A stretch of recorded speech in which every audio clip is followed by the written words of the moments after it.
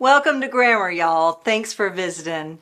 If you want some chill and purposeful grammar knowledge, make sure you subscribe. Today, we're going to talk about grammar and fear because I don't know about y'all, but the fear that many of us have when the word grammar is mentioned, well, that fear is a real thing. Let me tell you a story. My second year of teaching high school English, when I was super young and new to the field, one of my students came to me with a grammar question. I heard the question and I thought, oh no, I have no idea what the answer to this question is. Perhaps y'all have experienced the same. I paused because I didn't want to look like an idiot in front of her. So I took a deep mental breath. And I steeled myself for the ridicule.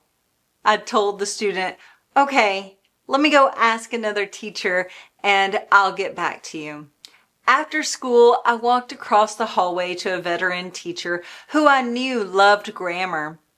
I asked her the question my student had asked, and thus began a chastising like I had never received before, or at least not since I was in high school, from my own mama. Things like, how dare I not know these rules? Kids these days, because remember, I was young, so I was a kid.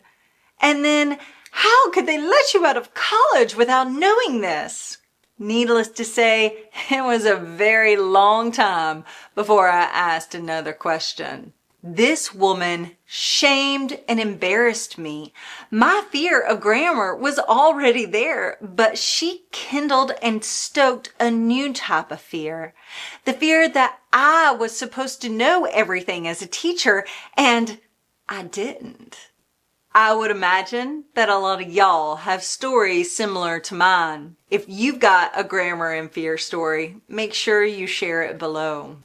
So for years, I was terrified to ask questions to show what I didn't know because the world told me that as a teacher, I was supposed to know better. So I did what all of us do when we're in this situation. I stayed silent.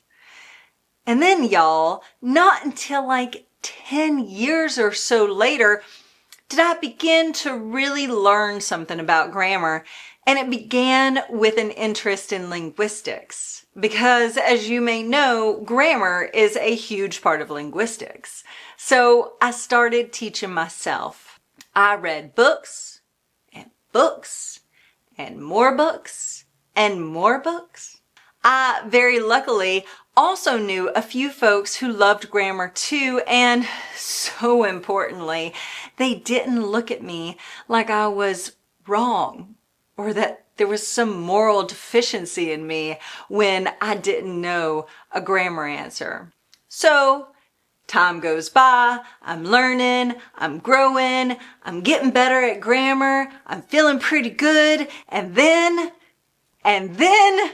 I actually had to teach a grammar class in college, an entire class dedicated to nothing but grammar. That first semester, my stomach was in knots every single class. However, I made a promise to myself that I kept that semester and I still keep to this day. If I didn't know the answer, and that happened more often than you might imagine. If I didn't know the answer to one of my students' questions, then this is what I said. That's a great question. I don't know. Let me go find the answer and I'll get back to you. After a decade of doing this, I say it a lot less, but I still do say it, and that's okay. It is okay not to know. Much in the same way I'm showing you my vulnerability right now, I encourage you to show your students your own vulnerability. I promise you, they'll appreciate that you too are human, that you too are in the process of knowing, like we all are.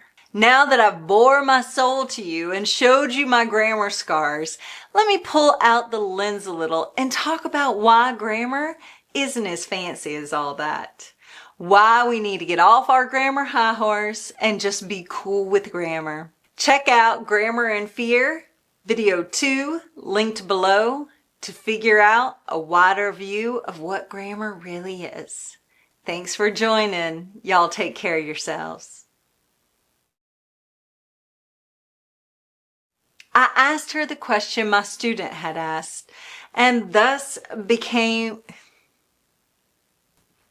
I asked her the question my student had asked, and thus became... I'm getting better at grammar. I'm feeling pretty good.